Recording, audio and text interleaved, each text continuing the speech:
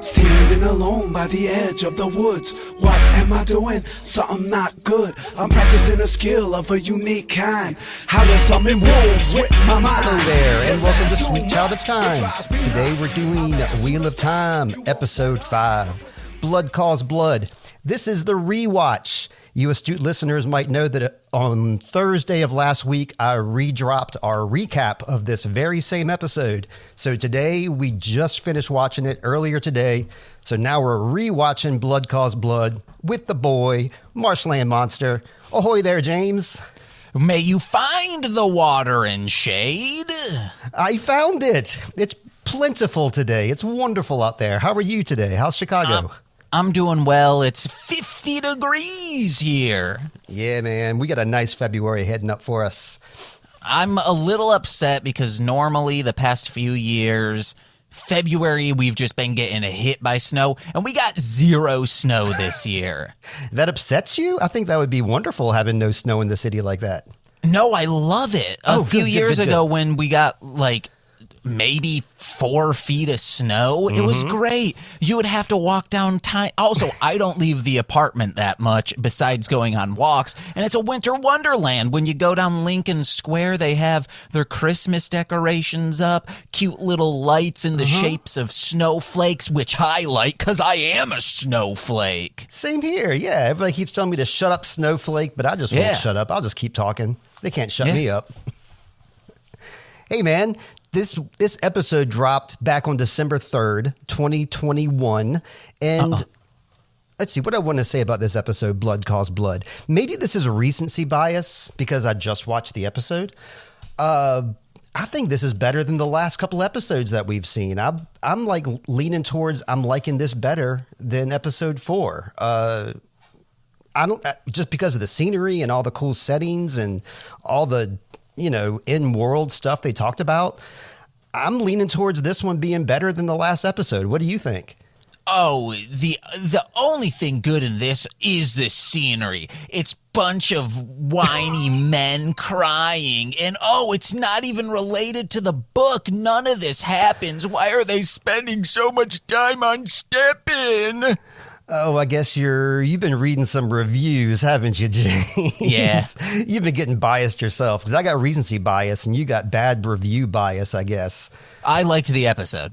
Yeah, I was asking for you. I thought it was, like I said, it's better than I remember it being. I haven't seen this for a while, and yeah. I also forgot, because we would do each episode in 2 halves. Sure. I forgot that in the same episode, they're grabbed by the white cloaks, then they flee the white coats because we stopped when he started getting sliced up the first time. That's right. Yeah, it seemed like that was an appropriate stopping place. Like we were like right at the height of the action, and the next week we picked up. I mean, these episodes work great, like cut in half. They could easily do that if they wanted to, make like little 24-minute episodes. Well, it would still be about 30. Yeah, I suppose so. Let's see. One more thing I wanted to say before we get into this is some Wheel of Time news has come down the pike, and that is, season 2 is coming. We don't know when, but we do know. Yes, I have. Wheel of Time news has come down the Rosamund pike. Yes. Applause. We like that one. That's her name, right? That's exactly right. Yes. All right. We're going to have a character in season 2 that nobody was expecting to be this soon. It's a character called Fail. Her name is spelled F-A-I-L-E, and I've always just read it as Fail. Some people might say Fail-E, but this is a key character that we're really surprised to see this soon in the story. So be looking out for that. Aubrey Plaza would be we don't know who's playing her. Okay. And I was like, holy shit. Yeah, my headcanon is Aubrey Plaza. That's who I think in my head when I read the character Fail, is I picture Aubrey Plaza. So do you picture her as Grumpy Cat? She voiced Grumpy Cat, didn't she? Yeah. I've never pictured her as such. I'm sorry to say. I've never even seen that movie. I think it's I so need good. To. Yeah. I listened to your podcast along with it, and maybe this Christmas time is the time to see it. It's a forever, it's shot in Los Angeles, so it's not like there's snow. And I guess I don't have to wait till Christmas time to watch a movie. I can watch it any dang time I want. And yeah, here's a good plug for Grumpy Cat, the movie. Nobody knew existed.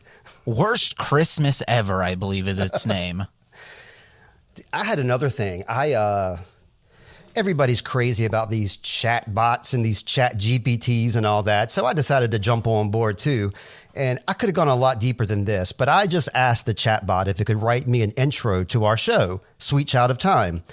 So this is what it told me that our intro is going to be from now on. And I would never write anything this wordy, by the way, to say every week. And that's why I just say, hello there, Sweet Child of Time. And that's pretty much my intro. But here we go. Welcome to Sweet Child of Time, the show where two best friends, Steve and James, delve into the dark world of 1899 and recap the events of the epic fantasy series Wheel of Time.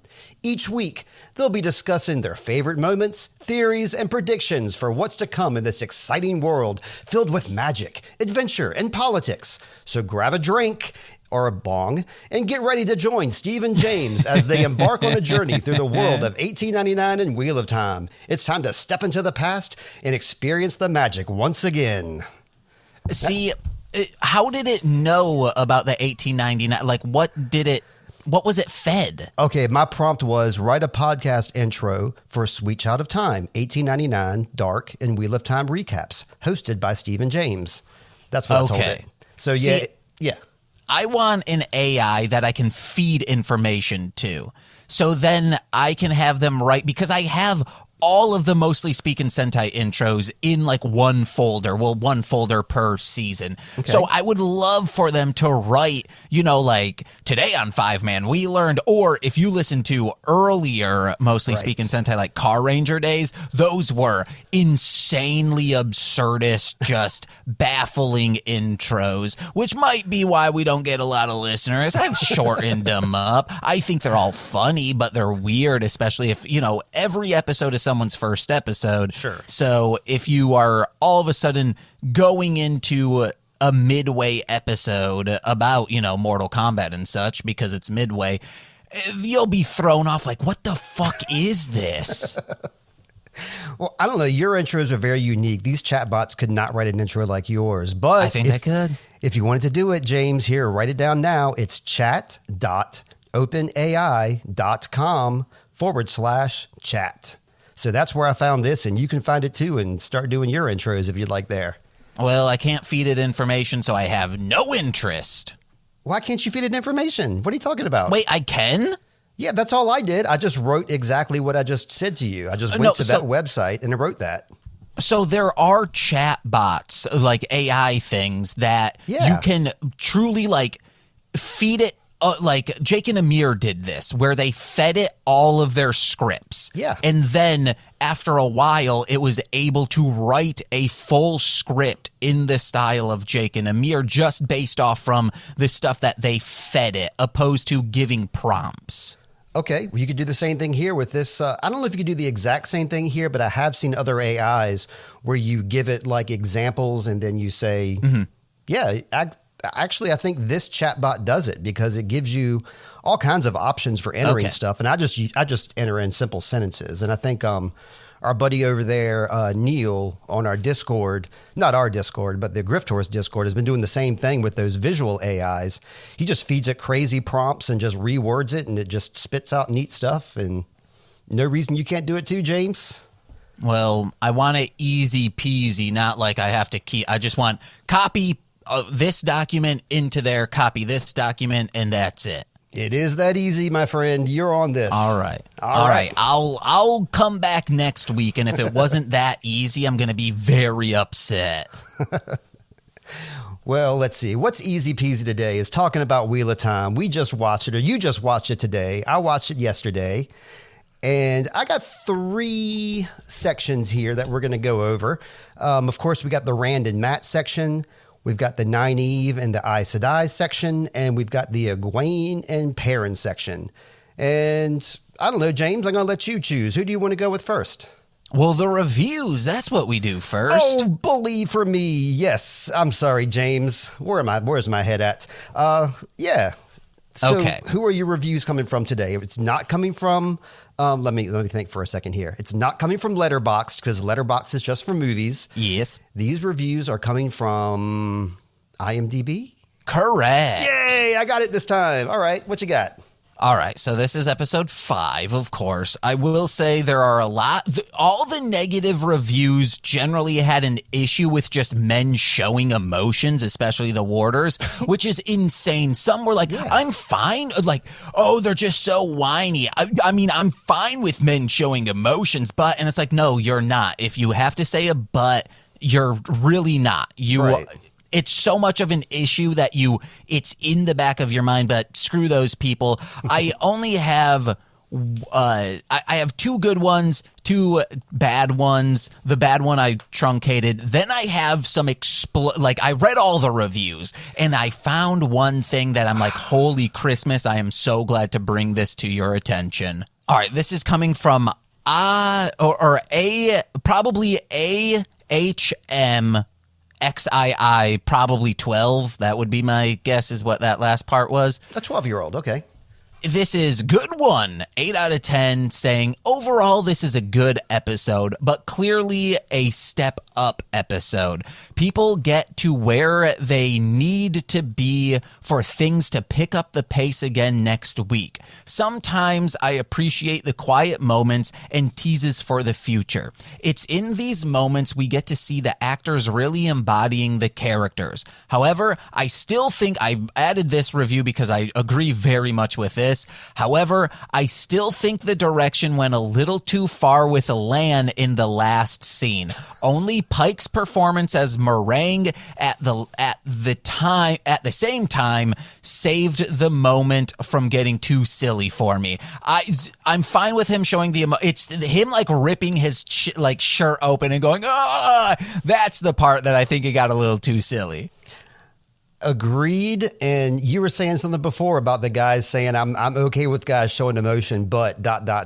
And I have to admit, the very first time that me and Heather watched this, when this first aired, we cracked up laughing at that scene. Not until they did that overhead view, and then he ripped open his shirt and yelled. Up until then, I thought he was committing to the bit very well, just beating his chest and yelling. But then that overhead shot, that Darth Vader shot, that was a bit strong. We all agree. He committed to the bit a little too hard. Or the director said, hey, do this. And that's just...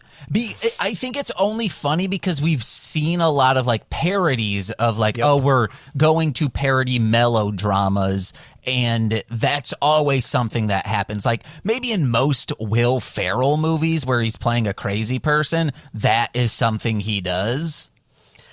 Yeah, it's too bad too that was the very last thing we saw when the episode ended, correct? Mm-hmm. Yeah.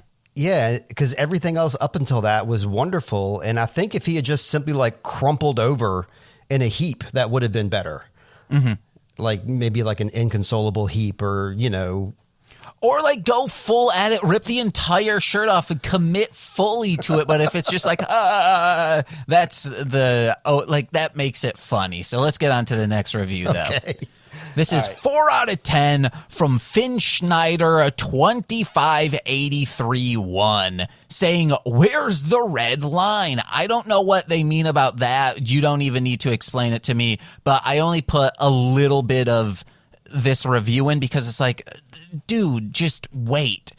They state, I seriously don't know what kind of story the writers tried to tell. They implemented a completely random and unnecessary subplot with the desperate warden, maybe that's a autocorrect, who kills themselves, which didn't add anything to the story and who you feel no sympathy for at all because he is just a random side character. This is something that upon a rewatch, I notice, even though I don't feel like you should feel sympathy for anyone who lost a loved one, especially like, oh, not only is it a loved one, they're connected with a bond. It's super stupid. But rewatching this, the reason why they're planting this, and Meringue is asking about like, this is a terrible like tragedy for the warder. No warder should outlive their Aes Sedai. Right. Like trying to like be like, but he'll be fine, right? And then also like Lan, like, and I think in that last moment she's crying, and I think last time you said because they feel the pain. I don't think that's what it is. I think it's more so she is seeing this might happen to him, to Lan. Yep. Because she knows that even though she might not die when she goes and meets with the dragon and the Dark One in the end, that even if she doesn't die, there's going to be days or maybe weeks or months where she is going to be having to sever the link from Lan. And if it's even close to the devastation, she does not, as this man Steppen is feeling, she doesn't want to do that to her friend, but she knows she's going to have to. I think that's what they are setting up throughout this entire episode. Bingo. That's exactly it. And correct. We don't know this guy Steppen, and there's no way they could show that bond in any other way than to show you like head on. This is what, and Moraine's life, she's been searching for 20 years. She's finally now at a point where she has found one of the potential dragons. She's like, she feels like she's so close to like her journey's end, but that also puts her in a lot of danger. She's not just walking around looking for people from village to village. Now she's actually getting into the real meat of what she's doing. Her life is in danger at every moment now. And yeah, that's the bond. And that's what I do. You're right. When anybody who just listened to the recap would hear me saying that I thought that Moraine was crying because she was feeling Lan's pain. But I through the rewatch, like you said, I know now that she was crying thinking about what Lan could become. Like that could happen to him. And do you remember that silent scene between her and Lan as well? Like after Lan was at that ring ceremony, obviously that was heavy on their minds then. And then the dude offed himself. So, I mean, it's like, this is potential grief. Yeah. Yeah. And that was what, a 4 out of 10 review that you just read there? Yeah, they had more stuff, but I'm like, it's all just, it's not good as the book, me. And I don't know what red line they're talking about. No clue. So we can just skip right over that. Yeah. So let's get on to the next one. This is another poor review. 1 out of 10 from Sun Sengrin. Maybe that's what it is. Longtime fan of the books, devastated by the dismal adaptation. This person has a long list, like 1, 2, 3, like so many. Long list of things they hated about this specific episode. So let me get prepared. All right. 9, I could go on, but I would just depress myself, so I will stop there. I like that he's just like 1, 2, like they could have just stopped at 8 and said like, those are the things that I hate, instead of saying, oh, there's so much more. Quit being melodramatic and shut up. Yeah, you're the 1-star fella. All right, this is an 8 out of 10 from Thamalise, maybe, saying, TV, not a book. They go on to say, I didn't even know this was a book series. Glad I didn't read it because I like what I'm seeing here. Good acting, interesting stories, and surprises. What more is there? Read the book again if you don't like it. Hell yeah. Agreed. And if you hate the TV show, the book is always going to be there on used bookstore shelves everywhere across the country. So no worries there. Your book is not going anywhere. Yeah. That's interesting. Somebody into the show haven't seen the book. Didn't even know about the book. That's crazy. Yeah. All right. Yeah. All right. This is the explosive thing. Oh, I didn't. Okay. Yes. I'm sorry. We have been talking about these purists, the people who don't want this show to exist, and they just firebomb all of the reviews. Right. we're under the assumption like, oh, they are watching, maybe they don't like the show. That's fine. They can word this. However, what I found completely ruins that theory. Okay. This is 2 reviews from both 1 out of 10s from Hollywood is Trash and wait. Oh, no. I was like, this is from someone's named their thing Robert Jordan. No, this is MDelYD. First one is titled The Wheel Turned Into Trash. And then the second one is Raph Judkins is a trash writer who hates Robert Jordan. Now, I'm going to read a review, just one of them, okay? Okay. This episode that borrows nothing from the books highlights the ability of the writers' teams. They are utterly incompetent. Characters are, quotes, especially men, or parenthetically, I should say, are all crying babies, children with adult bodies. Why you had to took a removed fantasy fiction and change it so dramatically? If you wanted to narrate the now usual woke trope, why did you not wrote your own intellectual property? Right. Ah, right. You are incompetent. Steve. Yes. That's not one review. That is literally in multiple reviews, word for word. From they cut and pasted that? Yes, they cut and paste and put in a little bit of their own stuff. But it's insane that there are straight up grammatical errors and typos that are the same in these reviews. So a lot of these reviews that I'm seeing are using the same wordage, the same phrasing. They're just copy and pasting, and probably I don't think the backlash is as strong as what people would see, because a lot of these users might be the same exact persons or people.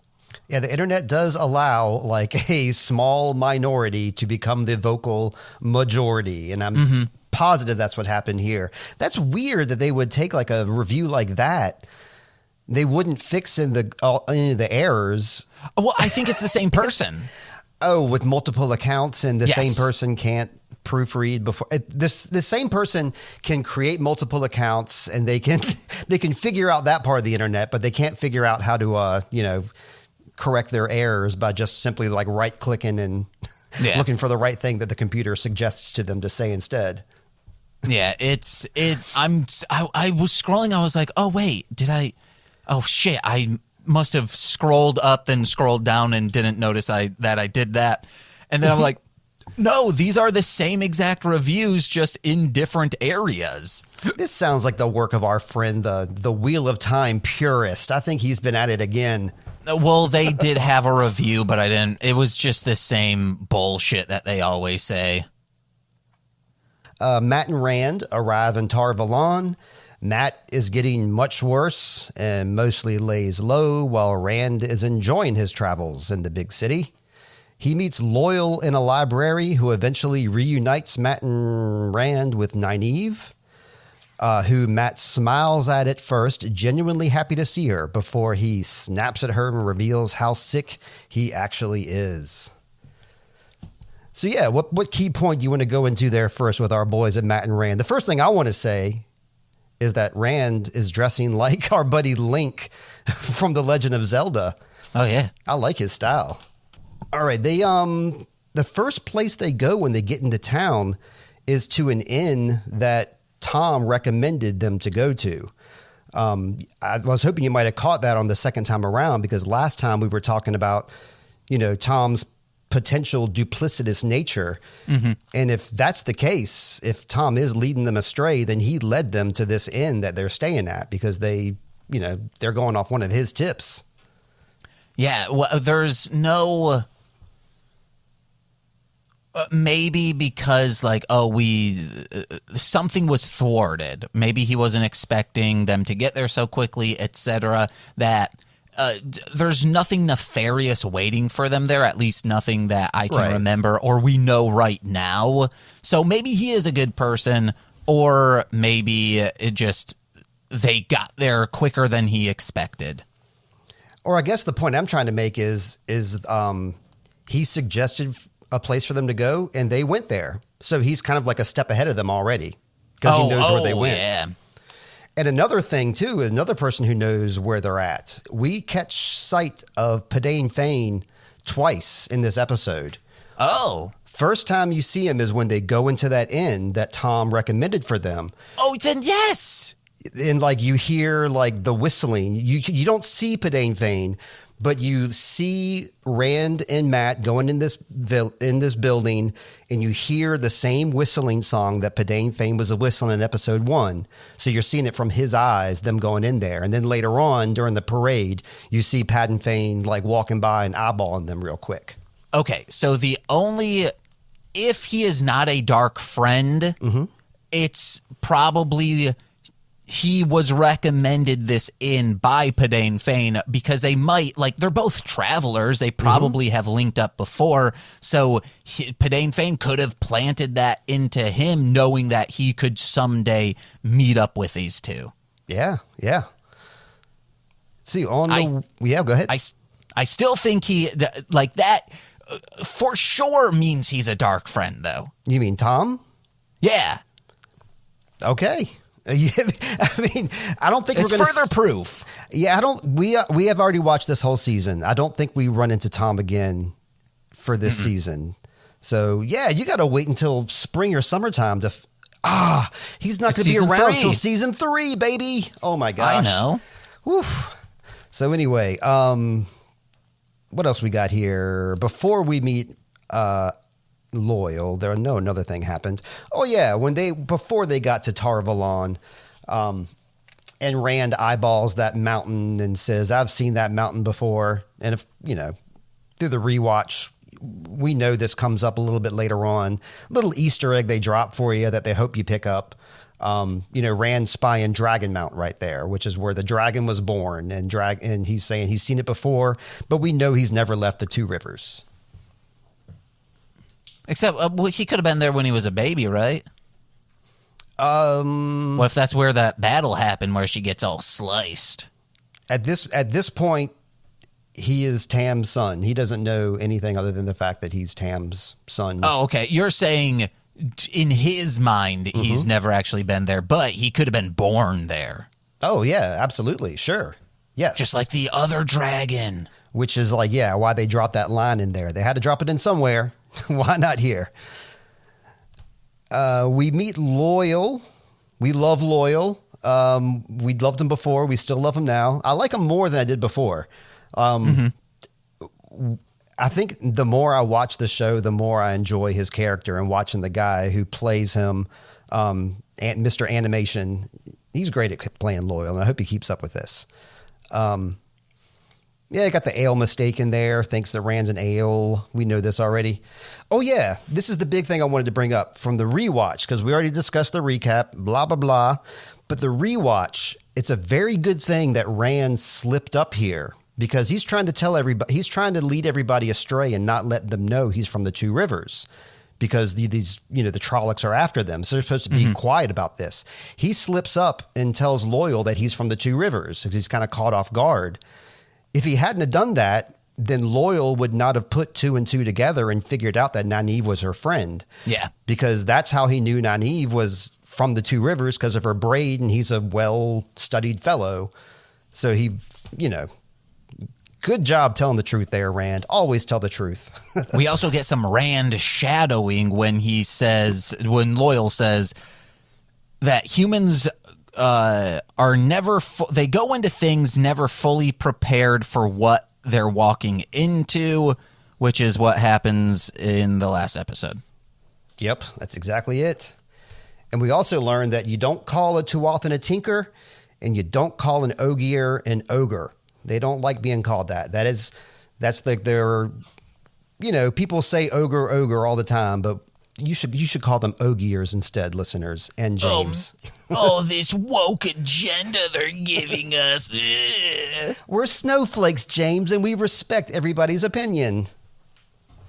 I didn't realize how, in the rewatch too, how bad Matt looked. He was actually crying in one scene, and I don't know why I didn't pick up on that, but yeah, he had tears in his eyes, begging with Rand to look after him. He doesn't really do the reverse, but yeah, I feel bad for my boy Matt. I think so. When they're up on top looking at the, in quotes, I guess, parade, whatever you want to call that, coming through, as a rewatch, him saying, hey, if one of us is the dragon or one of us can channel, you won't let me turn out like that. And I think this statement and the agreeance of like, yes, I'll do that, yes, I'll do that, is why he leaves the group, because he realizes that either he is going to, like, he doesn't trust others to protect him, and he doesn't trust himself to protect others, because he might be like, I can't do this. This is something that is truly something I'm incapable of doing right now. Yeah, I hear that. And or if he is the dragon and can channel, maybe he's afraid, like, I'm going to hurt people. Right. That's what he's already afraid of now. He's afraid he has hurt people already. Just like that dark friend wanted. I know, man. I tell you. All right. I didn't have anything else about Rand and Matt, I don't think. So I'm going to head over to break unless you had something else, James. I do not. It's break time. We'll be right back. Trapped in the wrath of a wolf attack. Ouch. One's nipping at your arm. Ouch. One's nipping at your leg. Ouch.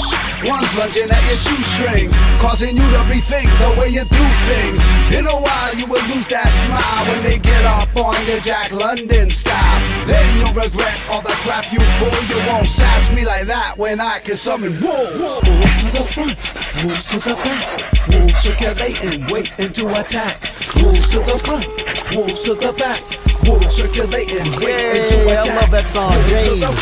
That's our man Howard Kramer. You won't sass me like that when I can summon wolves. That one came out maybe about 8 years ago. I got the link for it there in the notes. This is the best video, best song by our man. Not the best, but it's a pretty dang good one by Howard Kramer. And it's appropriate. I think that came out like 10 plus years ago. Maybe so. I mean, Master of Ceremonies is from a while ago. The YouTube video is 8 years old. That's all I know. So, yeah. So because it was done with, I forget his name, but his Austin, Texas engineer friend. It's pre Who Charted. Oh yeah, absolutely.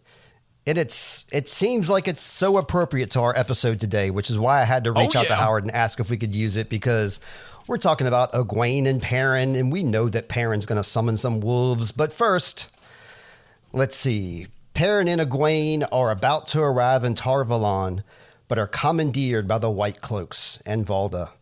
They torture them, they being Valda, tortures them for confessions. Valda bullies Egwene into channeling, but she channels Perrin free and stabs Valda in the shoulder. Perrin summons wolves to help them escape. So, heck yes. I guess we'll start with when they almost got to Tar Valon. This is the happiest I've ever seen Egwene. She is ecstatic in the beginning of this episode. Do you remember that? Mm-hmm. When like they're talking and she comes up behind them, and this episode starts with a funeral and it ends with a funeral. And then it starts with them being captured and it ends with them escaping. And it starts with Egwene being the happiest I've ever seen her, and it ends with her like in the worst place we've ever seen her as well. So I'm guessing that's why the direction was for her to be just, I guess she's ecstatic too, because she can actually see the White Tower and they're actually at their journey's end. But just a joy to see Egwene feeling some joy. That's all. Mm-hmm. Real quick, based on Rate Your Music and other websites, January 12th, 2009, but based on Howard Kramer's haveasumma.com, 2008 is when it was released. So late 2008, early 2009 is when Masters of Ceremony hit the scene. It's still pertinent today, still pertinent to this very day. We get to see the Way of the Leaf in action here. We were talking about the Way of Leaf the past couple of episodes, and we get to see it actually come to fruition here. And again, we got Isla in charge. Isla is the one who takes the punches, and she's the one who, is the leader of this group of the Tuathan. You heard our boy call them Tinkers. I didn't like that. So, these Tuathan, they are weighed down by so many layers. The White Cloaks could have just went around them. As we see, like they're on horses, like gallop, gallop. They could have gone on horses and just like been like, oh, hey, we found them. We're going to take them. Right. And then it's like, we don't need any violence. Just like go grab them. It's weird. Of course, it's probably just to like show dominance because these are fuck boys, but still. But still, yeah. The Leaf wins, though. Leaf always wins. Even though they fall down here, I think the Leaf is going to win in this situation because they caught up with these White Cloaks bullied their way. They got what they wanted, but they got theirs in the end. So I think the Leaf won. What do you think? I guess. I don't know what the Leaf is. The Way of the Leaf. They talk about how the leaf flutters from the tree and you can crush the leaf, but the leaf just, will become compost and help everything grow in the end. Okay. Yeah, so the Leaf definitely won here. I don't really have much else to say about the Tuathan. I just wanted to kind of get to, I don't want to get to it, but discussing Valda and Egwene and Perrin here. Same. Okay, so it seems like Valda should be on the same side as the Aes Sedai, right? Because it seems... Yes. Which I did not know until I never heard this line until the rewatch, and he explains why. I'm like, oh, that makes so much sense. Yeah, are you talking about how they use like magic as like a cheat, and like yes, and like it's not of the earth, is what he says. And saying, oh, then this clearly is coming from the Dark One. Pretty much saying, oh, well, magic is the dark arts, so no thank you. Or people saying, like, technology is of Satan. But, I mean, this also will show you how short-sighted the guy is because, he's saying it doesn't come from the earth, it's not natural. But that's exactly the powers that they're drawing from. They draw earth, air, water, and fire. So they're using, like, the natural, what do you call those? Natural elements. Elements. Yes, elementals to do their magic. So that comes from the earth. So Valda, you're wrong on all counts, but, that's what he thinks. She could have cleaned herself. I know I brought it up last time, but it's so violating. Yeah. And also, like, I'm guessing it wasn't real brushes that they were using on this actress. They just, we put in those sound effects and then you think like, oh, that's what it is. Magic of Hollywood filmmaking, even though it's not Hollywood. Yeah, that's bad. And this all happening in just midday during lunch, sun is shining, makes this more screwed up and terrifying than it happening at nighttime. Yeah, he's a first shift guy. Because you notice when he was burning that Aes Sedai at the stake in episode 2, that was like in the middle of the day too, during his lunchtime. So I don't think he works, after 5 o'clock. I think he punches out and just, that's when he puts on his sleeveless shirt because he looks pretty buff in that sleeveless shirt he wears. But yeah, this is a daytime thing. And why didn't they clean up Perrin? Why just Egwene? I don't know. I think it's probably to emasculate her, or to what am I trying to like? Not degradate, not the, what's the word I'm trying to think of, demoralize. I think it's to say like, oh, we need to get this braid out of you. If that's something we know that you probably hold near and dear to your heart with this magic dark art stuff, at least that's what they think it is, we need to remove all of that and also put you in our attire. And I think maybe it's a cleansing thing. Yeah, I guess so. And they're more interested in finding, Valda, I should say, not they. Valda is more interested in finding Aes Sedai's and torturing them and accusing them of being dark friends.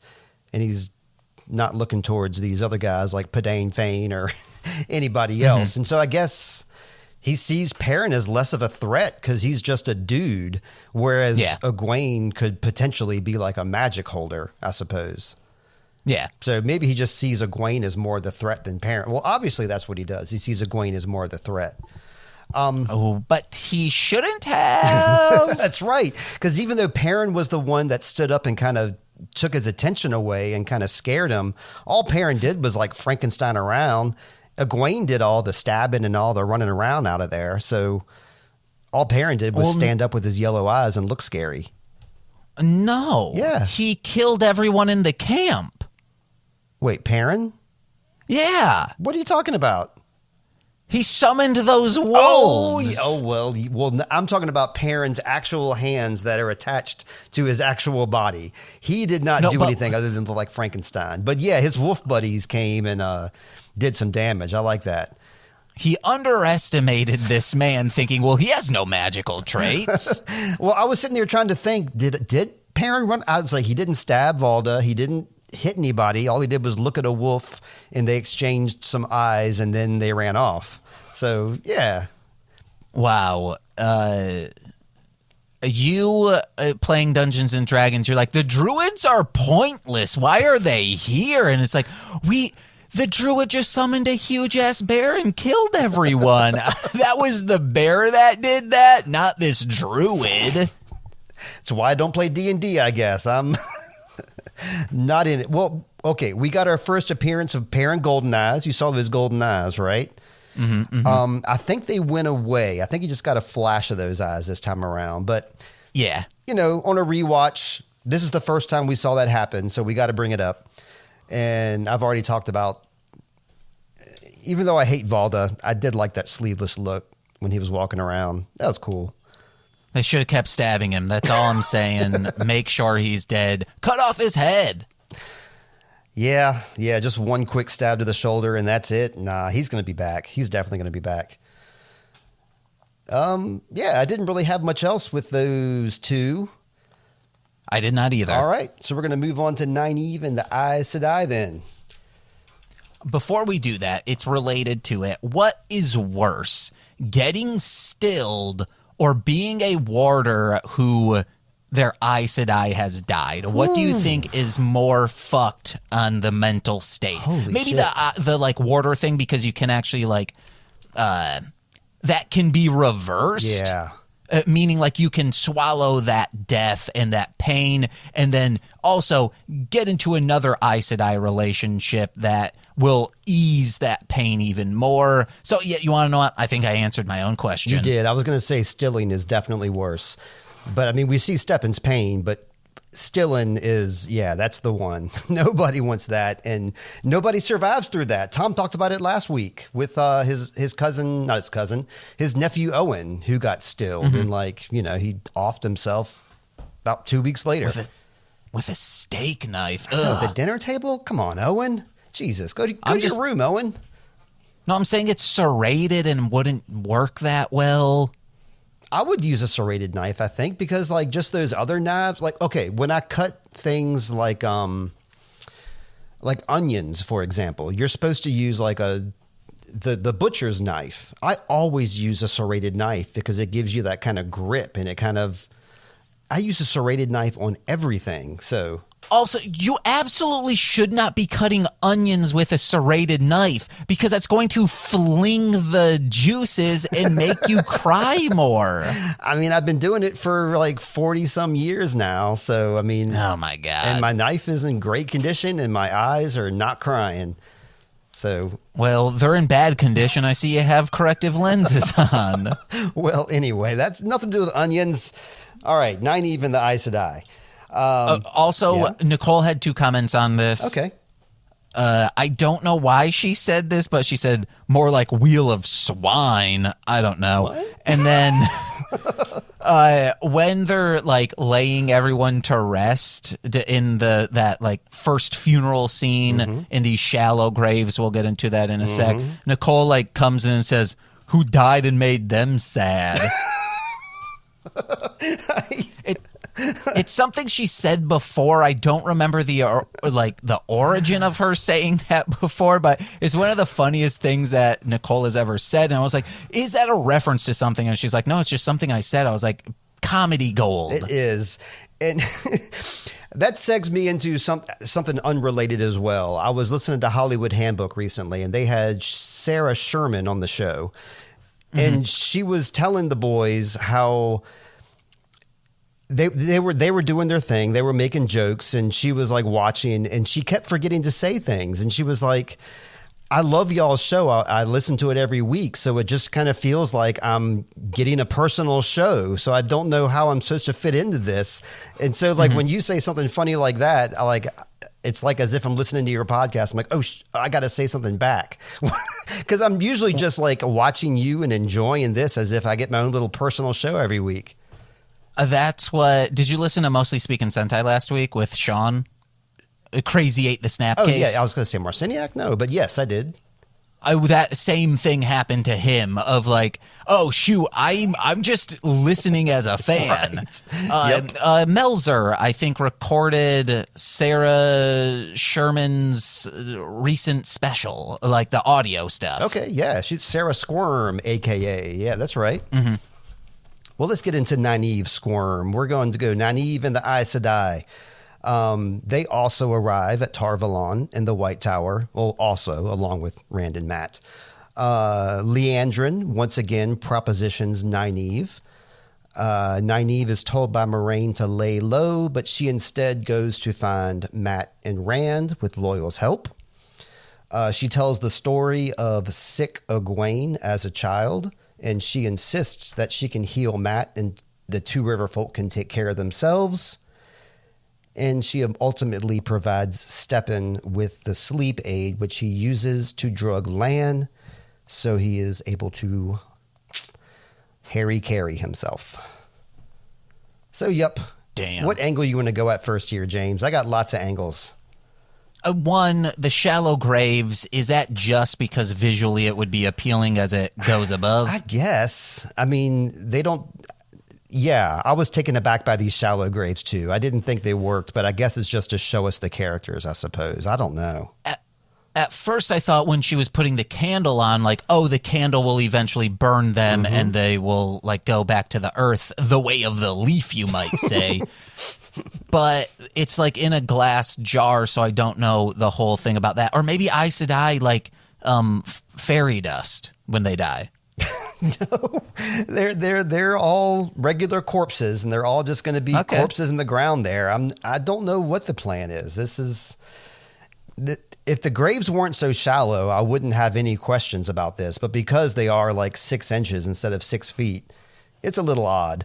But I think it's just they do that just so you can see that there's the king and there's the Aes Sedai and there's just a regular foot soldier and there's a warder.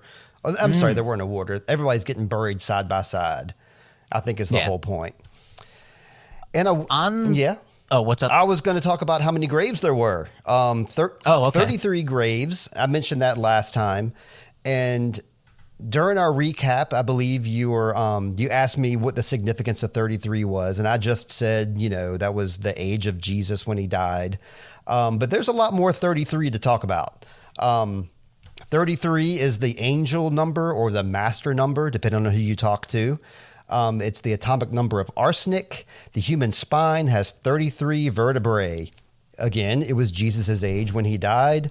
In the Buddhism religion, there's 33 gods in the second level of heaven. On the Islamic prayer beads, there's always 33 beads on their strain. 33 degrees is the Newton scale of boiling. And the TV show Dark, coming up soon on Sweet Child of Time. Every 33 years, there is another cycle in the Dark trilogy. Wait, isn't that also in Stephen King's The It? I don't know. What is that? I mean, I know what Stephen King's It is, but what do you mean? It doesn't Pennywise, that monster, come every 33 years? Or maybe that's like 17. 27 years. Okay, all right. Sorry, guys. I forgot to mention this when you said like, oh, we have a new character and it's strange that we're getting this character. I was going to say, who is it? Jesus Christ. And you're like, this is weird. Okay. I was giving them the benefit of the doubt in the first season of, making their own, diverting from the book, but they can't just throw Jesus in here. Jesus is everywhere, James. Don't you know? Even in Robert Jordan's The Wheel of Time. Jesus would absolutely be a Taverine character as well. Absolutely. I noticed I think a production error in this episode. So last episode, Logain was being held in that cave, and they had that metal cage around him. Mm-hmm. He burned that cage up. He disintegrated it, and then he escaped, and then Nynaeve stilled him. So we see them arriving here at Tar Valon, and he's just riding on a horse with just a rope around his neck, like looking just dejected as heck. So they don't need to like guard him anymore because he's been stilled. But then the very next scene, when we see them in the city, he's in that exact same big cage that he was in before, that he burned down, apparently. So I think it was just maybe like a little bit of production snafu there. See this? Yeah. Oh, you're saying they got a second cage they carry around? Yeah. I put up, so I have multiple of the same microphones near me, so I just put the other one near my face. I also think that he doesn't need that cage, but it's a show of power, right. And also like, hey, we're protecting everyone in this city. If the Dragon Reborn, people have heard, or a false Dragon Reborn, this man can destroy the world. You don't want that just out and about. It's going to send the wrong message, and people will start fearing this man opposed to championing the Aes Sedai. No, I agree with you. When we first saw him, he was in that cage, and they were like, when they met Moraine, and they were like, we have the Dragon Reborn. I agree with you. They wanted to make a big pomp circumstance and go through the city and like make it look all fancy. But the fact is like right before they got to the city, he was just on a horse, like with a rope around his neck. And that was what I was going to say was like, they're showing him being all weak now. Actually, Steve, yes. the real production snafu here is, how did they get that big ass cage into that cave? Aes Sedai powers, I guess. Okay, maybe they melted it real good to like loosen it up so they could squeeze it. Then they blew it out, then put it on top of it. That cave had a really big entrance. I think they just had to like tilt it over, and then, a couple of astute warders could just kind of shuffle it in. It was a large thing, but it curves. I don't think you could get it around that curve, how tall it was. Oh, I got the answer. It's like, you can take it apart. You take it apart, and then it's like one of those tents we use in Scouts, and like you assemble it when you get there, and then when you leave, you unassemble it and go about your business. All right. So I guess you're right. I guess they could have had 2 cages, and they had this second cage for the procession here, but I don't know. I just, if I was one of these book cloaks that was yelling about things that were wrong with this show, that might be one of the little petty things I might bring up, perhaps. One thing before we get into the city, I like how they're talking, Lan and Meringue, saying, Lan is worried about his friend, and Meringue says, pretty much, don't worry, Stepan is a strong man. He'll deliver the ring to the tower. Yes. Which I think she knows what's going to happen. He is going to kill himself. but she knows, like, because she doesn't say.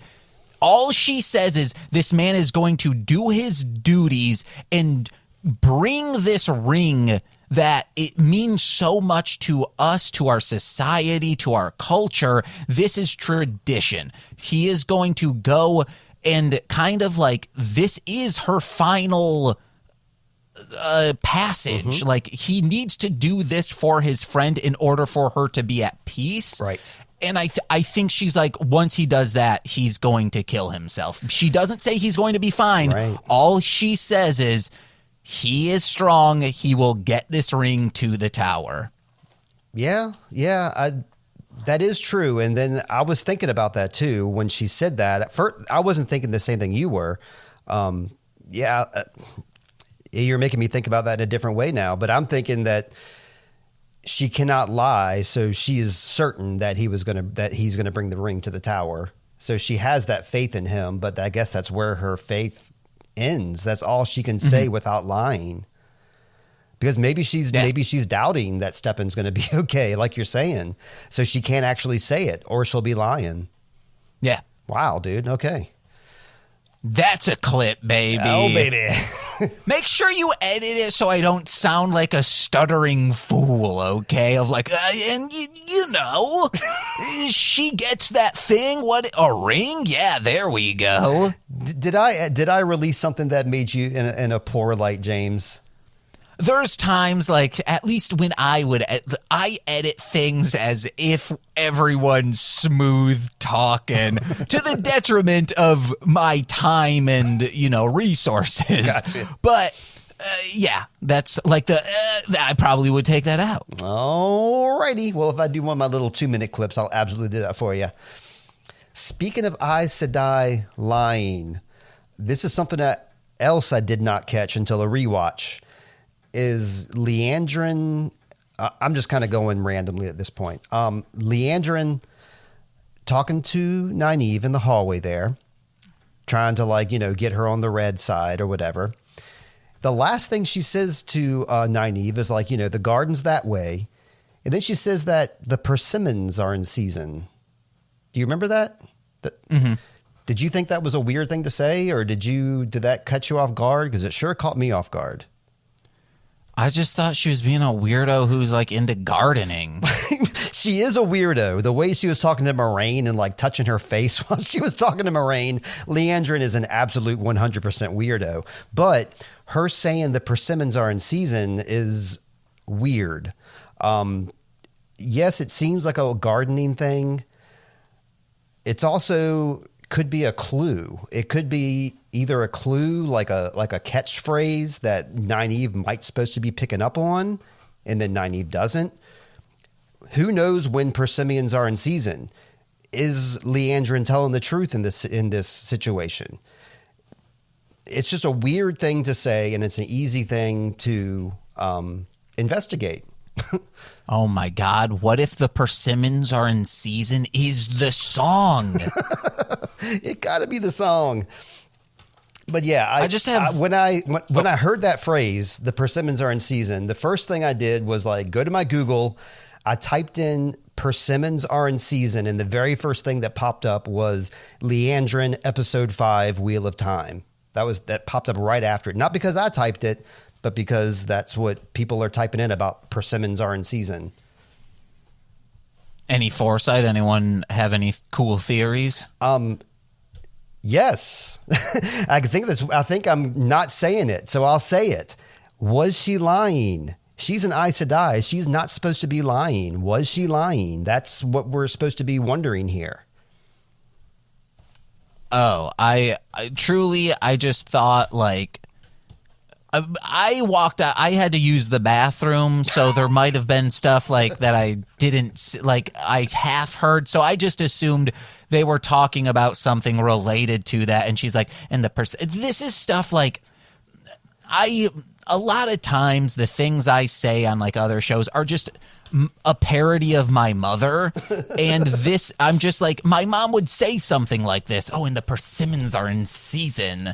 And I'm just taking that as something my mom would say. Okay.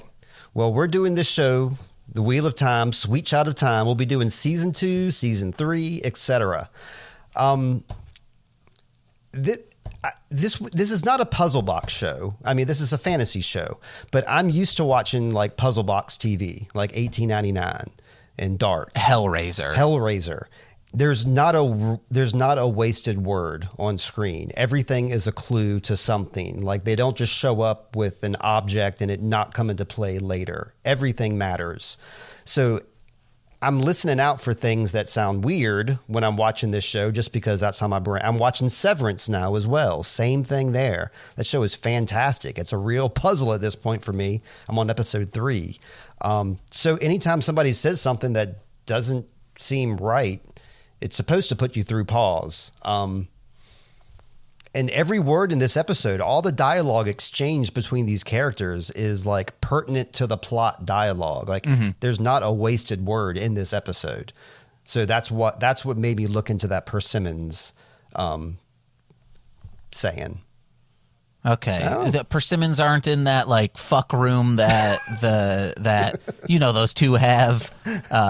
There's nothing like to look. There's no other reference to Persimmons this entire season. No. All right, we'll have to wait, guys. Gonna have to wait. Leandrin, I also said that she was really weird to Moraine there. When she's talking to her and she's like brushing her hair and like caressing her cheek. I don't know. I thought that was 100% odd, not something that a normal person would do.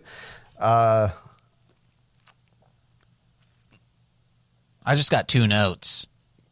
And it's kind of one note. You're a one-note pony. Well, what's your 2 notes then?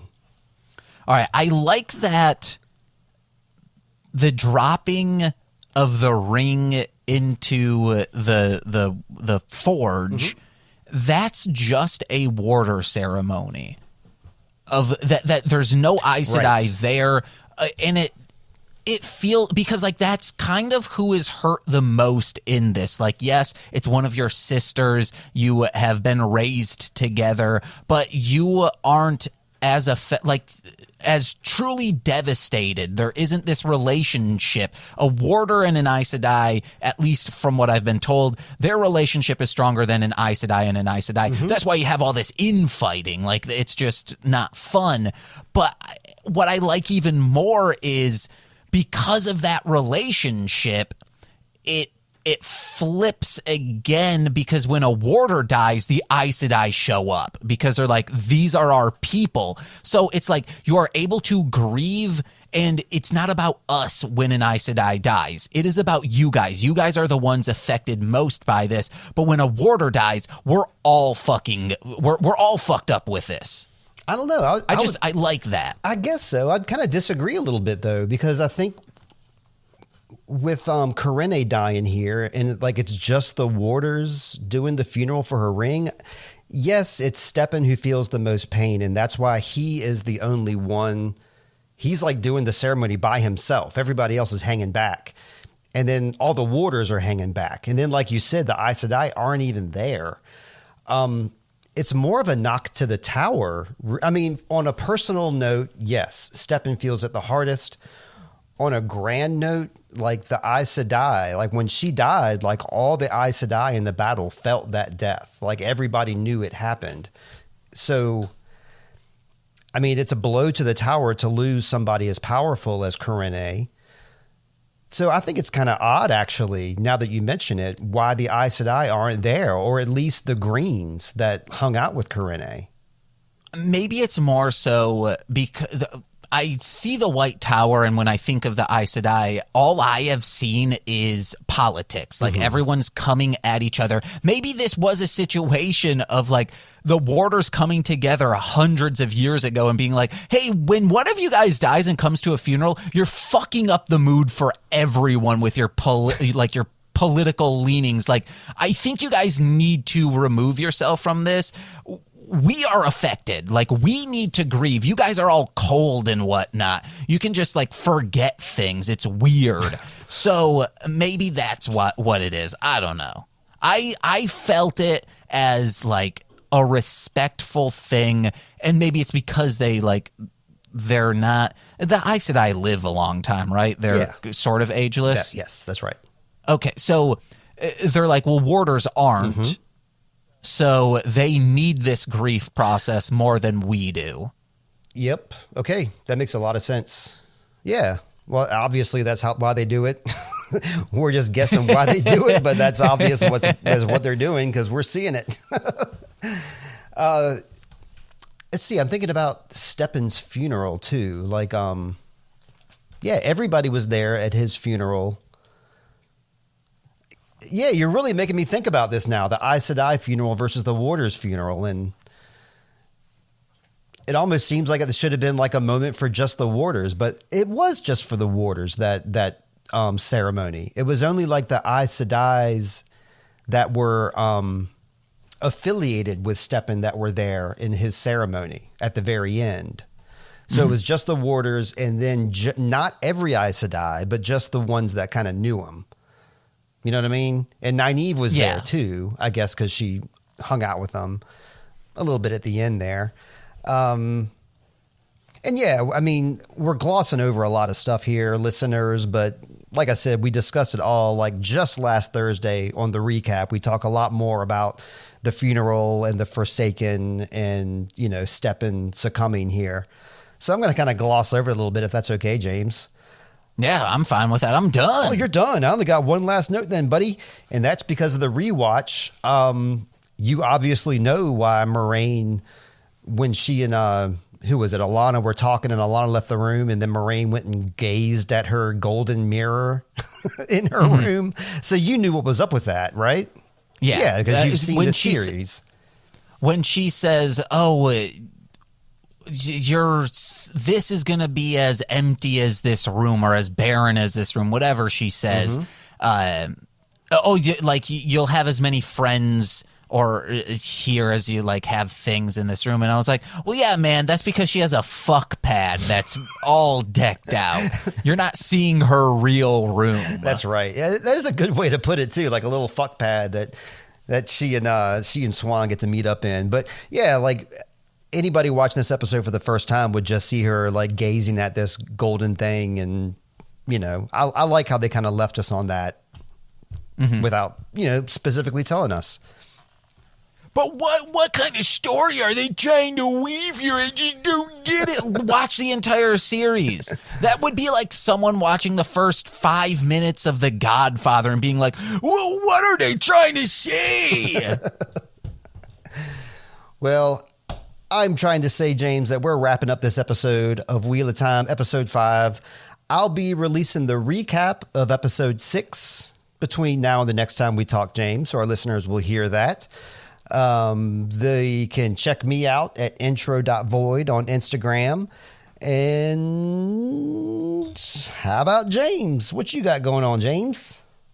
Hey guys, listen to, was that? No, that was in between breaks, I think. Listen to The Height of Horror, a podcast I do with Presley Bracken. It's very fun. It's a horror movie podcast with, just read the description. You'll figure out the crux of it. It has a twist on it.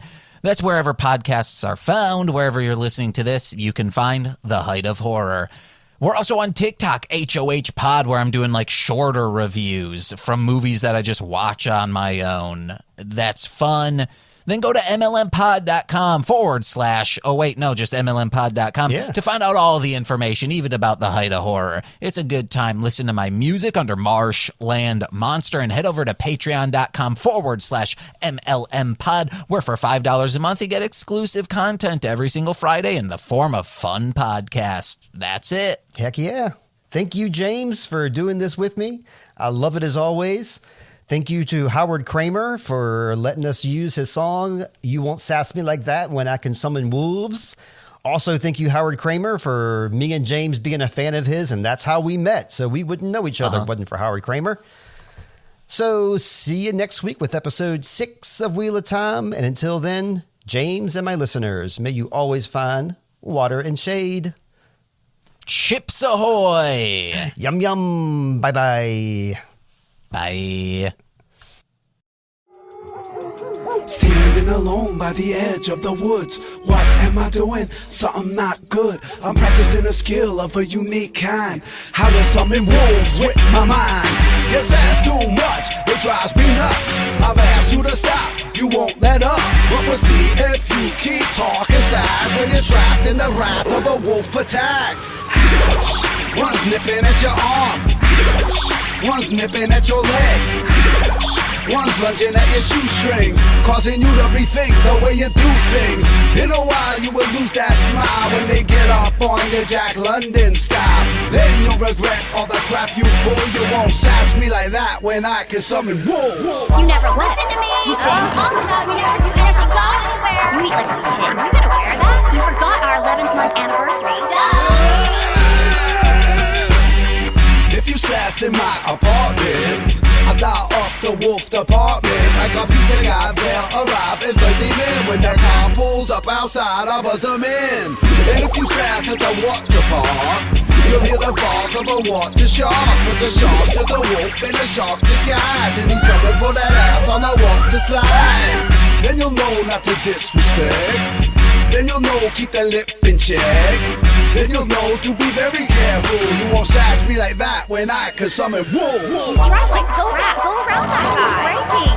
No, slow down. Stop. No, go. Get off this guy's ass. We'll never get there. Never put your blinker on. Idiot. Turn. Wolves to the front, wolves to the back. Wolves circulating, waiting to attack. Wolves to the front, wolves to the back. Wolves circulating, waiting to attack. Wolves to the front, wolves to the back. Wolves circulating, waiting to attack. Wolves to the front, wolves to the back. Wolves. Yeah, I would never save it up. So far, I managed to summon a raccoon and a squirrel. The squirrel might have been a coincidence, but the raccoon was a definite summon. And he looked mean, he had fangs, he was pretty vicious. So pretty sure as I perfect this methodology, it'll be time for you to watch out for the whoa.